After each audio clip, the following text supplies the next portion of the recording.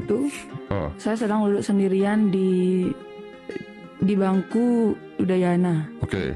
Malam jam 8. Terus jam 9 saya masih di sana. Nah, Agus ini datang. Terus dia bilang gini, saya bukan pengemis. Saya cuma mau nanya, berhak nggak saya hidup, katanya gitu saya. Terus ya udah saya bilang, iya berhak. Tiba-tiba itu nanya begitu? Iya, dia tiba-tiba nanya kayak gitu. Terus dia bilang gini, tapi banyak orang-orang yang ngejat saya. Terus dia bilang kalau saya itu buntung, banyak yang ngolok-ngolok saya. Sorry saya potong, berarti jualnya iba ya? Iya, bilang mau diri.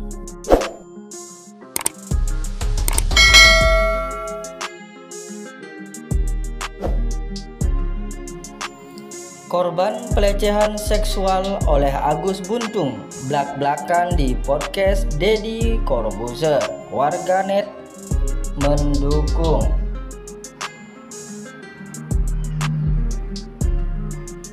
Sebuah pengakuan mengejutkan datang dari seorang korban pelecehan seksual oleh Iwayan Agus Suartame atau Agus Buntung yang berani speak up di podcast Deddy Corbuzier. Melalui kanal YouTube Deddy Corbuzier, korban menceritakan tentang kejadian pelecehan seksual yang dialaminya bersama pelaku Agus Buntung.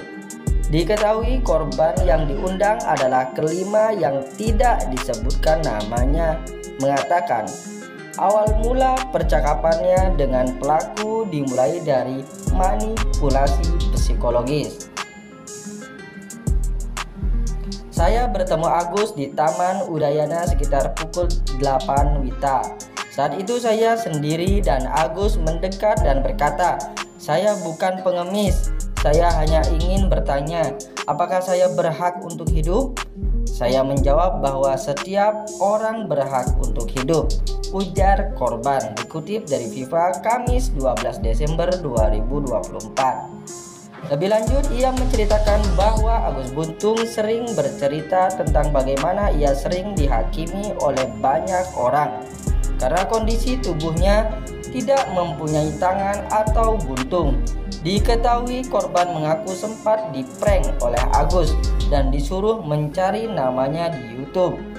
Karena saya kasihan, terus saya ikuti permintaannya. Setelah berbicara panjang lebar, Agus berterima kasih kepada saya dan berkata bahwa ia merasa dihargai, ungkapnya. Setelah berbicara dengan penuh tipu daya, Agus pun membawa korbannya pindah ke tempat penginapan. Di sana Agus meminta korban masuk ke kamar untuk beristirahat dengan alasan agar tidak digerebek warga. Pas diajak itu ke homestay, saya seperti kosong gitu dan tidak sadar. Saya merengek mau pulang, tetapi dia bilang suruh dia dan jangan berisik, karena nanti kalau ketahuan dan digerebek warga nanti akan dinikahkan. Saya tidak mau nikah sama dia, ucapnya. Perlu diketahui korban sangat terpaksa mengikuti perintah Agus Buntung dan merasa terjebak hingga dipaksa mengunci pintu. Agus meminta korban rebahan, mematikan lampu dan mendekatinya.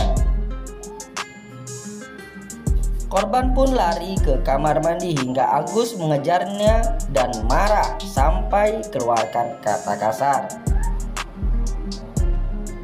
Alhasil, adanya kejanggalan, tak lama korban berhasil keluar dari tempat penginapan, tetapi tidak terlalu jauh. Hal itu karena ia menunggu temannya yang akan datang.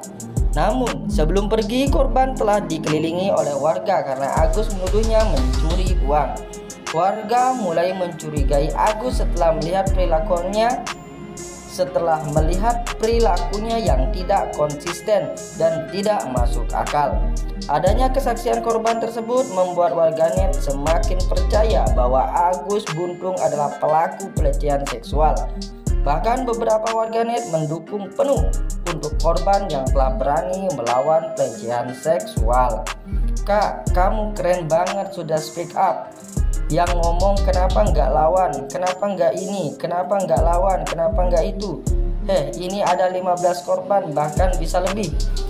Ini si Agus Buntung emang punya kelebihan manipulasi," tulis komentar warganet dalam podcast tersebut.